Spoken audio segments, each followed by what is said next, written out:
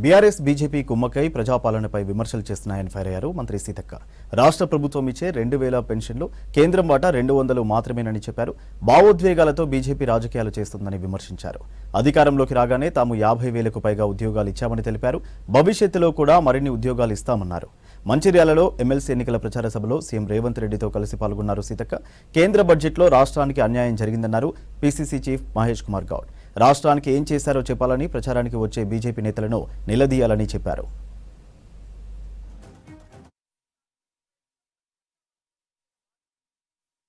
ఈరోజు ఎన్నికలు రాగానే బీఆర్ఎస్ బీజేపీ కుమ్మక్కై మరి ప్రజా ప్రభుత్వం ఏదైతే గత సంవత్సర కాలంగా ప్రజల కోసం సంక్షేమానికి కట్టుబడి పనిచేస్తుందో దాని మీద అనేక విమర్శలు చేస్తున్నారు. నేను ఒక్కటే అడగదలుచుకున్నా, బీజేపీ 11.5 సంవత్సరాలుగా మీ ఊర్లలో ఎంతమందికి ఉద్యోగాలు ఇచ్చింది? అదే విధంగా మరి కాంగ్రెస్ వచ్చినటువంటి అనతి కాలంలో 54,000కు ఉద్యోగాలు ఇచ్చి రేపో మాపో మరి అంగన్వాడీ ఉద్యోగాలు కానీ కారుణ్య నియామకాలు కానీ ఇవన్నీ కూడా చాలా సంవత్సరాలుగా పెండింగ్ లో ఉంటే మేము చేయబోతున్నాం. కానీ వాళ్ళు ఉద్యోగాలు ఇవ్వరు, ఉపాధి ఇవ్వరు, ఉద్వేగాలు సృష్టిస్తారు. మరి మన భావోద్వేగాలతోటి రాజకీయం చేసి పదవులు పొందడం తప్ప ఇంకొకటి లేదు. బీజేపీ వాళ్ళు అంటున్నారు కాంగ్రెస్ ఏం చేస్తుందని. అయ్యా, ఇచ్చిన మాట ప్రకారం 200 యూనిట్ల కరెంట్ ఇస్తున్నాం, 21,000 కోట్ల రైతుల రుణమాఫీ చేసినాం, 54,000కు పైగా ఉద్యోగాలు ఇచ్చినాం. మీరు బీజేపీ దేశమంతా ఆడకూతుళ్లకు 1,200 గ్యాస్ ఇస్తుంటే మేము 500కే ఈ రాష్ట్రంలో గ్యాస్ ఇస్తా ఉన్నాం. అవునా కాదు ఆలోచించండి. ఆ రోజు కాంగ్రెస్ ఇచ్చినటువంటి 200 పింఛన్ ఏదైతే 10 ఏళ్ల కింద ఇచ్చిందో కేంద్రం, ఈ రోజు కేంద్రం యొక్క వాటా పింఛను కేవలం 200. ₹1 కూడా పెంచలే. మేము 10 ఏళ్ల క్రితము ఆనాటి ధరలకు అనుగుణంగా 200 ఆనాడు ఇస్తే రాజశేఖర రెడ్డి గారు అదే వాటా ఈ రోజు వరకు కూడా కేంద్రం 200 ఇస్తుంది. మిగతా అంతా రాష్ట్రమే భరిస్తా ఉంది. అదే విధంగా జీతాలు పెంచడానికి కానీ లేదా ఏ రకమైనటువంటి సపోర్టులో కానీ బీజేపీ లేదు. బీఆర్ఎస్ కేవలం మాటలతో మోసం చేసింది.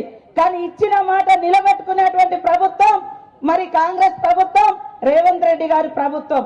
దయచేసి పని చేసే ప్రభుత్వానికి పట్టం కట్టండి. ఇంకా 4 సంవత్సరాలు ఈ ప్రభుత్వం ఉంటుంది. మీకు ఇచ్చిన మాట ప్రకారం అన్ని హామీలను అమలు చేసి మళ్ళీ 4 ఏళ్ల తర్వాత ఓట్లు అడిగేటువంటి ప్రభుత్వం కాంగ్రెస్ ప్రభుత్వం. కాబట్టి ఇక్కడికి వచ్చినటువంటి విద్యార్థులు, యువకులు, మేధావులు, ఉద్యోగులు దయచేసి మరి ఒక విద్యావేత్తను మీ ముందుకు తీసుకురావడం జరిగింది. వారిని గెలిపియండి. నరేందర్ రెడ్డి గారి గుర్తుకు మరి చక్కగా ఆయన పేరుకు చక్కగా ఒక గీత గీయండి. ఒకటే, మళ్ళా ఇంకోటి లేదు, ఒకటే గీసి మరి గెలిపించండి. ఉమ్మడి ఆదిలాబాద్ జిల్లాను అభివృద్ధి పదంలోకి తీసుకెళ్లడానికి ఈ యొక్క ఓటు ద్వారా మమ్మల్ని ప్రోత్సహించాలని మిమ్మల్ని అందరినీ కోరుకుంటూ అందరికీ నమస్కారాలు, ధన్యవాదాలు. కాంగ్రెస్ పార్టీ ముఖ్యమంత్రిగా ఎన్నికలకు ముందు ఇచ్చినట్టు హామీలన్నీ కూడా, ఉచిత బస్సు కావచ్చు, ఉచిత కరెంటు కావచ్చు, రైతులకు రుణమాఫీ కావచ్చు, రైతు బంధు కావచ్చు, అన్నిటికీ మించి మిత్రులారా మనం తెలంగాణ కోరుకుంది. తెలంగాణ వస్తే మనకు ఉద్యోగాలు వస్తాయని కేసీఆర్ గారు 10 ఏళ్లు పాలన చేసి తన ఇంట్లో ఉద్యోగాలు నింపుకున్నాడు తప్ప ప్రభుత్వ పరంగా బీదవారికి, అవసరమైన కుటుంబాల వారికి, చదువుకున్న వారికి ఉద్యోగాలు ఇచ్చిన సంఖ్య చాలా తక్కువ. 10 ఏళ్ల కాలంలో వారు ఇచ్చినటువంటి ప్రభుత్వ ఉద్యోగాలు 50,000 దాటలే. కాంగ్రెస్ పార్టీ మాట నిలబెట్టుకున్న పార్టీగా అధికారంలోకి వచ్చినట్టు 9 మాసాల్లో 56,000 ఉద్యోగాలు ఇచ్చినట్టు ఘనత ఈనాడు కాంగ్రెస్ పార్టీది రాష్ట్రంలో. పట్టభద్రుల తర్వాత ఒక భవిష్యత్తు ఉద్యోగం, పట్టభద్రులు అయిన తర్వాత ఇంకా పై చదువు చదివిన తర్వాత వారు కోరుకునేది ఉద్యోగం. ఈ రాష్ట్రంలో ఉద్యోగులు ఇచ్చే సత్తా, స్థైర్యము, చిత్తశుద్ధి కాంగ్రెస్ పార్టీకే ఉందని చెప్పడానికి తార్కాణం మేము ఇచ్చినటువంటి 56,000 ఉద్యోగాలు.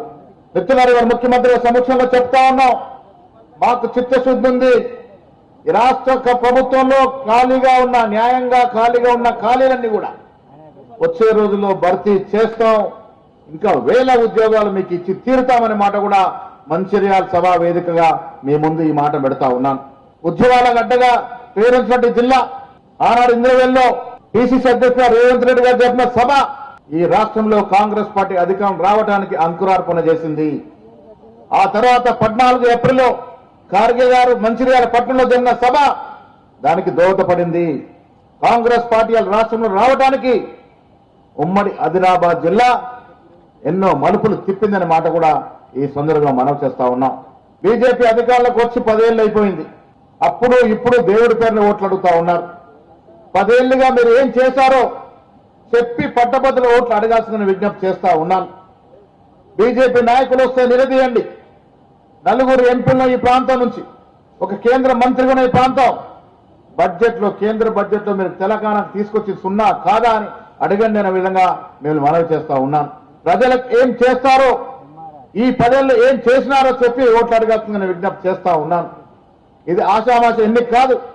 పట్టభద్రులు చదువుకున్న వారు జరుపుతున్న ఎన్నిక. మీకోసం, మీ భవిష్యత్ కోసం పాటుపడే పార్టీ కాంగ్రెస్ పార్టీకి ఓటేయాల్సింది అడగటానికి వచ్చినాం మిత్రులారా. పని చేసేవాడిని ప్రోత్సహించాలి. ఇచ్చిన ప్రతి మాటను నిలబెట్టుకున్న ప్రభుత్వాన్ని ప్రోత్సహించాలి. ఇవాళ ఎవరెవరికో ఓటేస్తే మన సమస్యలు తీరే పరిస్థితి లేదు. కాంగ్రెస్ పార్టీ మీకు కట్టుబడి ఉన్నది. కాంగ్రెస్ పార్టీ మీకు మాట ఇస్తున్నది. భవిష్యత్తులో పట్టభద్రుల యొక్క భవిష్యత్ అంతా కూడా కాంగ్రెస్ పార్టీ నెత్తినేసుకొని ముందుకు పోతుందనే మాట కూడా ఈ సందర్భంగా మనవి చేస్తా ఉన్నాను. మమ్మల్ని నమ్మండి. రేవంత్ రెడ్డి గారా మేమేనా? మాట ఇస్తే కట్టుబడి పనిచేసేటువంటి కాంగ్రెస్ పార్టీలో, అందులో మాట కట్టుబడి ఉన్నటువంటి సోనియా గాంధీ, రాహుల్ గాంధీ నేతృత్వంలో పనిచేసినటువంటి వారం. మాట ఇస్తే తప్పే పరిస్థితి లేదు. వెనక ముందు ఇచ్చిన ప్రతి వాగ్దాన్ని పూరించుకునే పనిలో భాగంగా ఈ రాష్ట్ర ప్రభుత్వం ఈ సంవత్సరంలో ఉద్యోగాలతో పాటు అభివృద్ధి సంక్షేమాన్ని ఇచ్చింది.